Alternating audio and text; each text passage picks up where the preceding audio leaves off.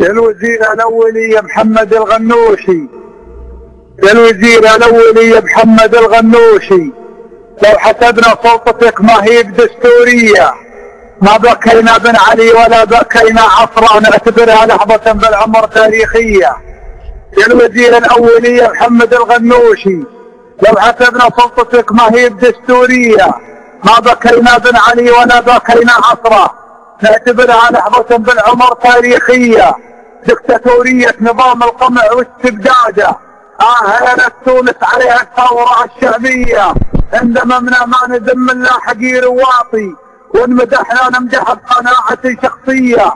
اججت الثوره بدم الشعب يا ثائرها، وانحت انجاز الشعوب الكل نفس حيه.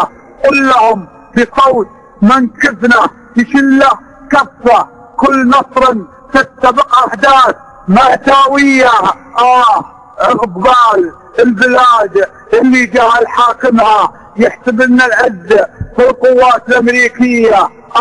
عقبال البلاد اللي جعل حاكمها يحسب لنا العز في القوات الامريكية، وعقبال البلاد اللي شعبها جائع والحكومة تفتخر بطفرة المالية، وعقبال البلاد اللي تنام مواطن معك جنسية وتصبح ما معك جنسية، وعقبال النظام القمعي المتوارث.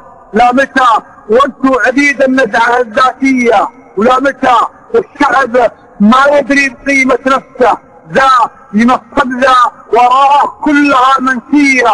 ليه ما يختار حاكم بالبلد يحكم له، يتخلص من نظام السلطة الجبرية؟ علم اللي مرضي نفسه ومزعل شعبه، بكره يجلس بداله واحد بكرسيه.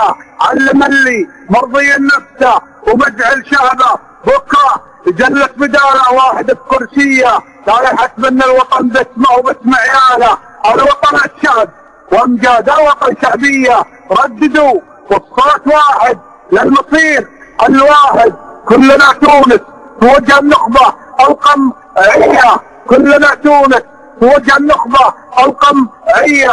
الحكومات العربيه ومن يحكمها كلهم بلا استثناء حراميه. السؤال اللي يؤرق فكره المتساءل لم يجد اجابته من كم جهه رسميه دامها تستورد من الغرب كل اشياءها. ليه ما تستورد القانون والحريه؟ ليه ما تستورد القانون والحريه؟